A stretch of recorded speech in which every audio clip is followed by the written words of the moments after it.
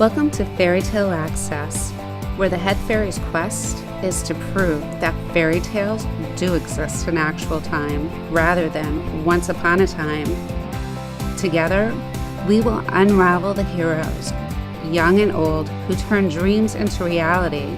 These are the people who still believe in happily ever after. The discoveries will bend even our most cynical non-believers into believing in fairy tales.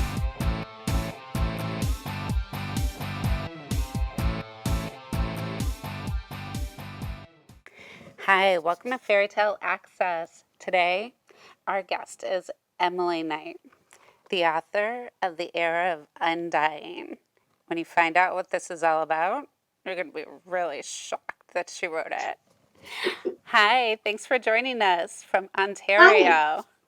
Yes, hi. Thanks for having me. My pleasure.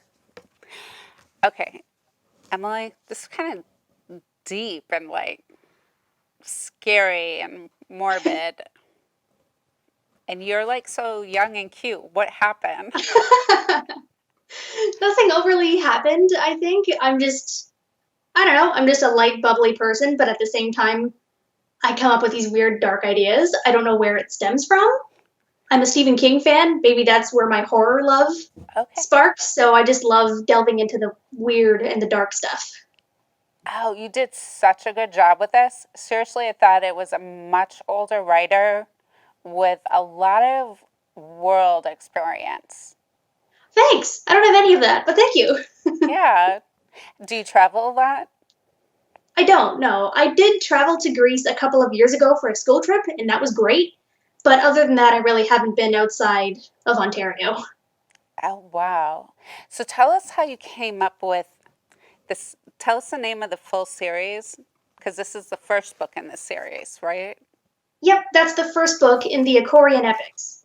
It's that name Icorian is from the world that they're in, Icorasis, and the other books will also stem in that continent as well. So they're all sort of interconnected, but not a full long series exactly. That one is my first one. Yes. Wow. So did you have an interest going to school in the Greek gods and goddesses, or Yes, all the way. I've always loved Greek mythology, and I wanted to kind of create my own pantheon, I guess. So I kind of not started from there. I started with the idea of Pen herself, and then grew from there. So how about the part, trying to rephrase it so I don't give the story away, but the way that the character moves through the story and the curse that's put on her. Mhm. I haven't seen it done from the angle that you did it to a woman. So how did that happen? It just sparked with a small idea of this character being able to move her blood outside of her body and being able to form it into all of these different weapons. And I wanted to explore what that would do to that person in general, also physically, but also just story wise. What would happen to how other people would see her, or when they realize what she's really connected to. And yeah, what it would do to her physically. Like, she can only draw out so much blood without passing out. So there are some limitations to it. Oh, definitely. You had a lot of rules set up for yourself, didn't you, when you were writing this? I kind of did that intentionally for like magic reasons. So Just to keep it interesting and have some tension. Oh, no, it was definitely interesting. The whole story plot about who she was and where she came from and what she had actually done. Mhm. Yeah, that was scary. And why the era of Undying came about, that was really cool. That was really fun to write too. Yeah, I know, I loved it. I was like, I couldn't put it down. I just read it in a couple hours. Maybe Yay! even.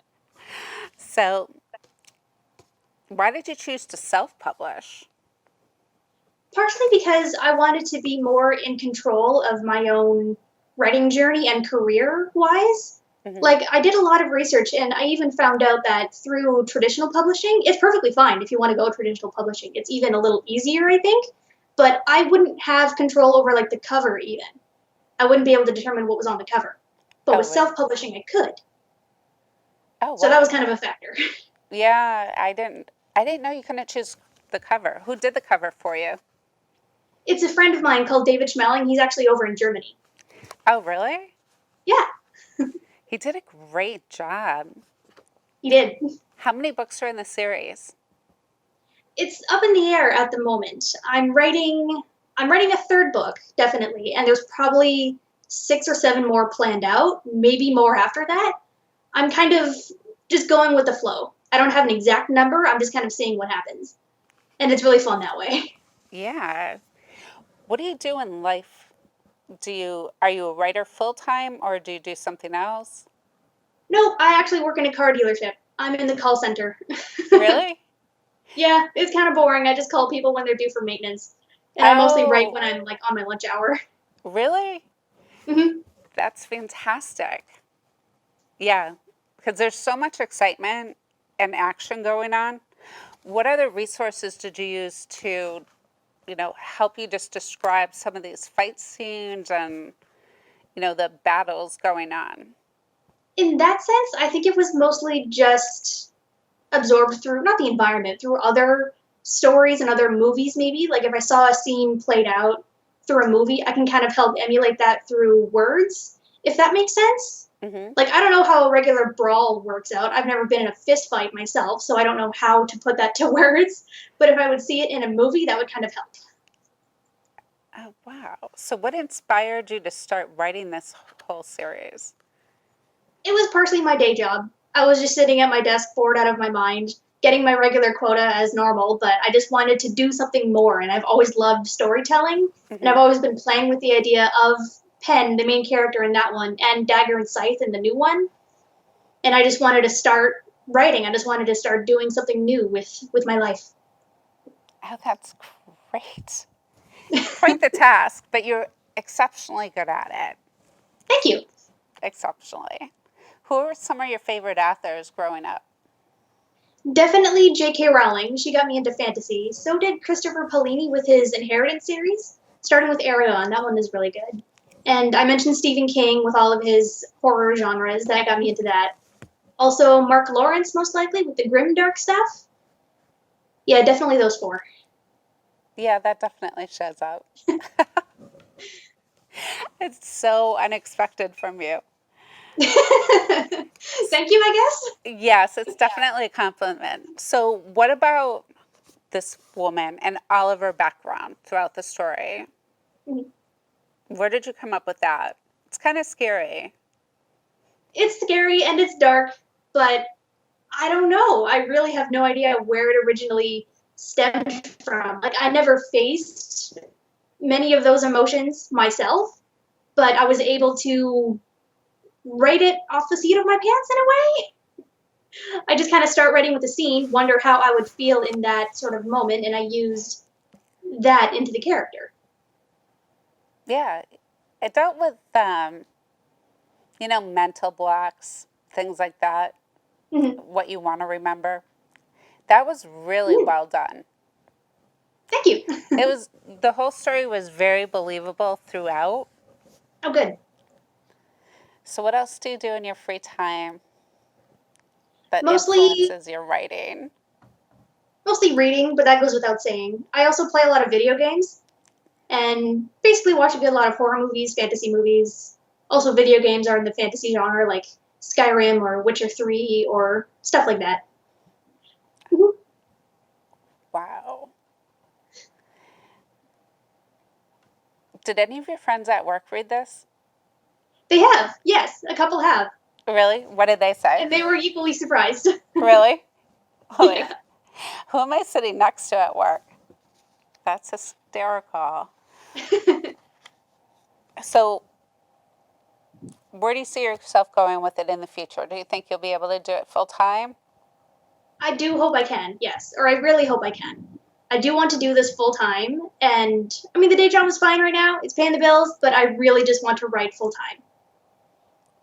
Wow. So, what about your fan base? Do they influence you in any of the next series from their feedback? They can, yeah. I like to see what their reactions are of the coming books. Wow. What other elements around you have you used in the book itself?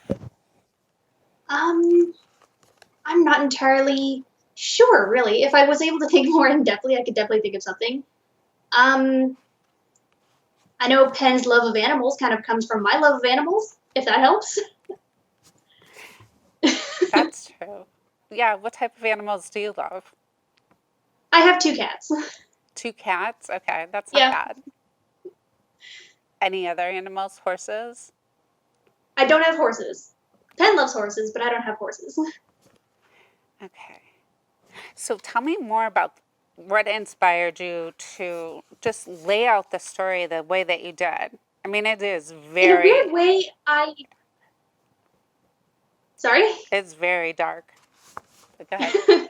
In a weird way, I didn't lay it out to be that way. I had the main idea in mind, and I wrote that opening scene with Penn and the bandits. And I knew what was happening. I knew people in her world couldn't die, and I wanted to find out why. I didn't exactly know the ending going into it. I knew the general idea of where she had to go and who she had to find, but I didn't exactly know what was going to happen until I was there. Like in that scene with her, in a way. Wow. So I just kind of wrote what came naturally, scene to scene.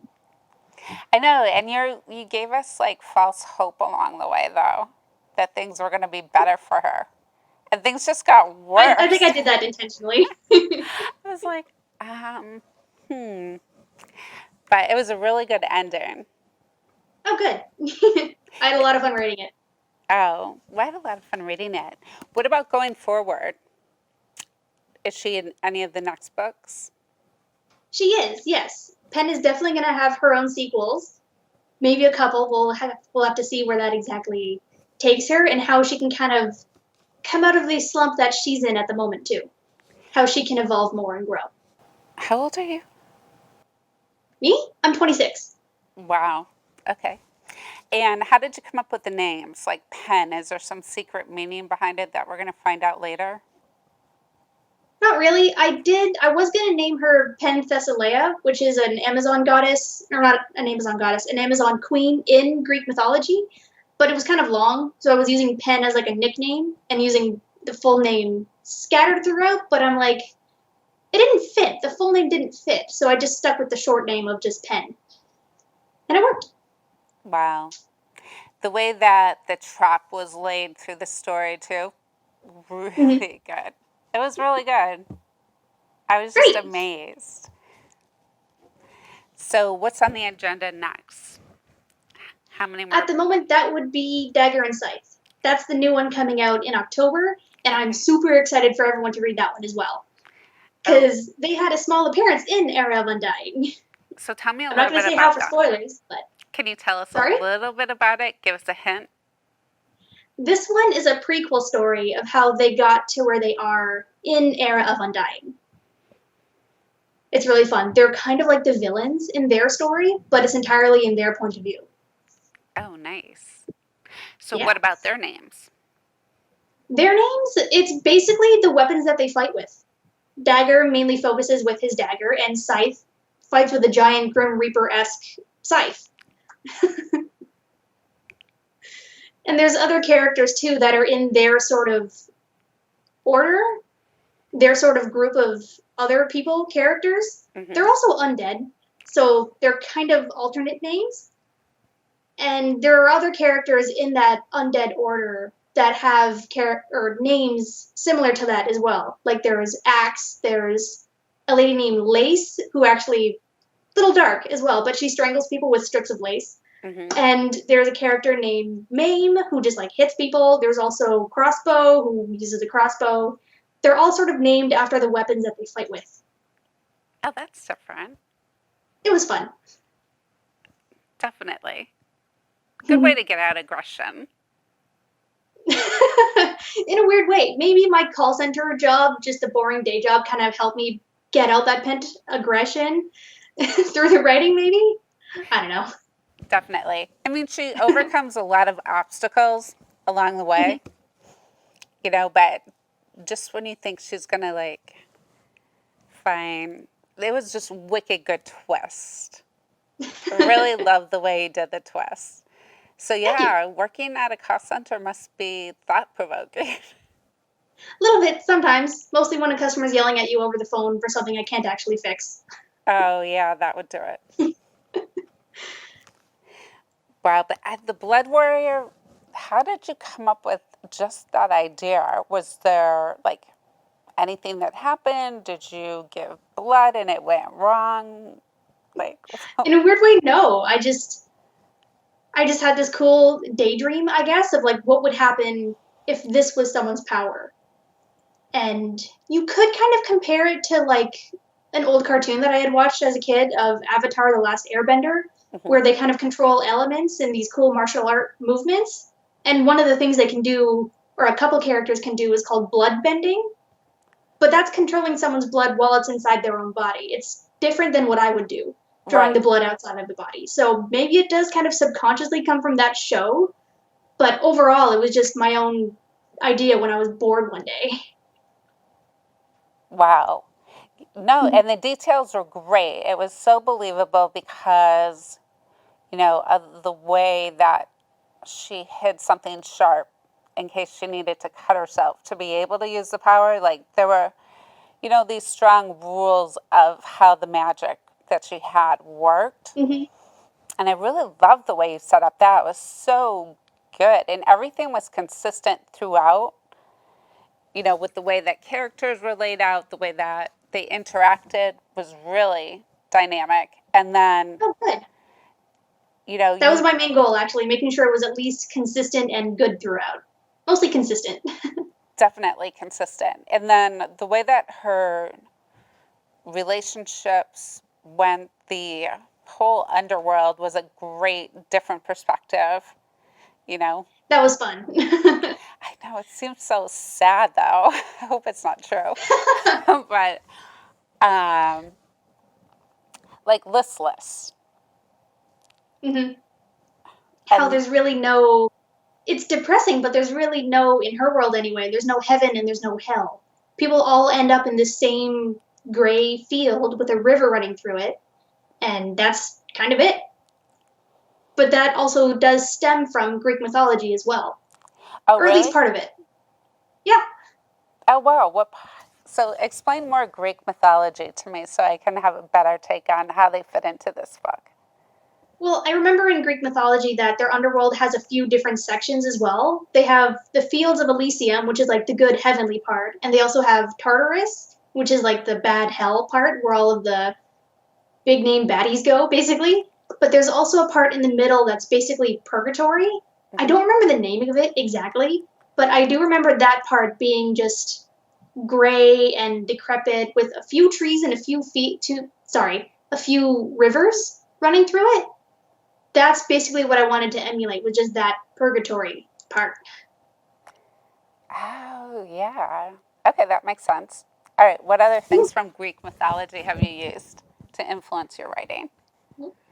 The river Acheron in the book, that actually is a river in the underworld in Greek mythology, along with the river Styx. I was thinking of calling it Styx, but I thought that'd be a little too like heavy-handed, obvious. So I picked a different one. There's actually a few rivers down there as well. Lethe and Mnemosyne being a couple of them, Hmm. I believe. I know Lethe is one at least. And even the city that she starts off in, kind of Stymphalia, that's a small town in Greece. I've always just kind of loved Greek culture and I wanted to like emulate it. Oh wow. And what about the goddess of the dead? Is she a Nyx, goddess? Yeah, yep, she's the goddess of death. Nyx is Nyx. also part of Greek mythology as well. She's the goddess of night, I believe, Hmm. but I changed her up into kind of my own image using the same name. Yeah, it fits. So Nyx, like you're gonna Ooh. nix somebody off. I didn't even think of it that way, but I love it. Oh, really? That's how I was like, is she doing a play on words? Oh my gosh. Um, no, but that was really good. And the way that, yeah, the way that she handled Penn and the way that Penn reacted in Hmm. a different, one of the situations that came up, it was like, Wow. Yeah. You talking about like the memory that she gains halfway, or not halfway, but at the end, kind of? Yeah, at the end, that was really, yeah, because that's when everything comes together. She's getting pieces Mhm. of it along the way because she's totally blocked it out. And I can imagine Then you that realize why anybody, she's blacked out. right, then you realize why she's the way she is. And it's like, like the burden and the curse. Mhm.